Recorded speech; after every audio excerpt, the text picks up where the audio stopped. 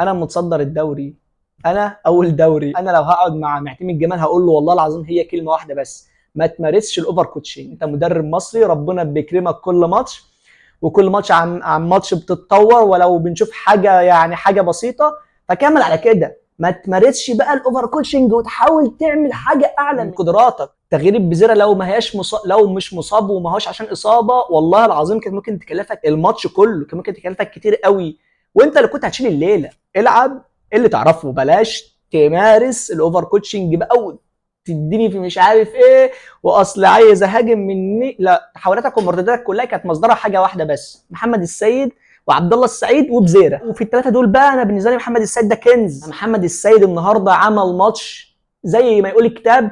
ليه بقى زي ما اقول الكتاب؟ عشان كان بيطبق الضغط العكسي. مجرد ما بنفقد الكره ثانيتين وبنقطعها تاني، كل الكلام ده في الشوط الاول ظهر قوي. كان عامل دور مهم قوي اقسم بالله، بخلاف ان كورته نظيفه، هو شغل التشاط في الملعب. ايه الادوار المركبه؟ انه بيكمل في ال 18 هنا في الحته دي مع اخوان بزيره، او في الحته دي لو عبد الله سعيد هو اللي هيروح في الحته دي، بس كان الاكثر كان هو اللي بيكمل هنا. في نفس الوقت اول ما الكره بتتفقد مننا كان بيرجع لنص ملعب يسند مع محمد شحاته. فعشان كده بقول لك انه كان شغل نشاط. بدانا الماتش 4-3-3 في نص الملعب: محمد شحاته ومحمد السيد وعبد الله السعيد، احمد شريف. اللي انا بالنسبه لي انا زي ما انا قلت من ماتش كازر تشيفز ان احمد شريف هو ما هوش وينج اساسي، وينج هو لاعب بديل، لاعب بديل حلو، لاعب بديل يبقى ورقه كويسه على الدكه، لكن اساسي مش هتاخد منه. ليه مش اساسي؟ عشان برضه انا عارف ان هو لسه عنده تقريبا 20 سنه او 21 سنه ولسه هيتطور، بس الفكره ان احمد شريف قراراته سيئه قوي. فهو انا بالنسبه لي ان هو لاعب بديل مش وينج اساسي، لسه عايز يتطور كتير قوي.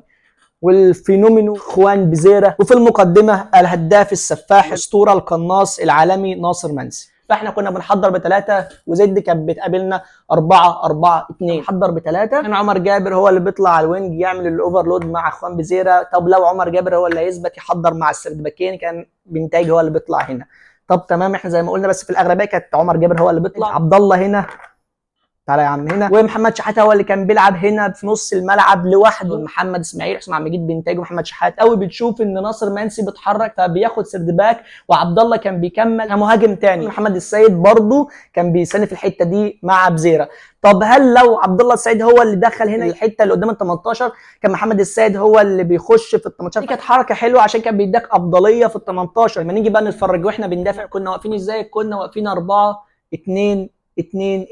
او 4-4-2. كنت بتشوف محمد السيد ومحمد شحاته وعبد الله السعيد واحمد شريف، اللي بالمناسبه ما كانش بيرجع دايما يعمل الحته الدفاعيه مع بنتاج، فكنت بتشوف اوفرلود على بنتاج، فكان في اختراقات في الشوط الاول بالهبل بالحته دي. وبزيره بيخش الكافير والثاني مع ناصر.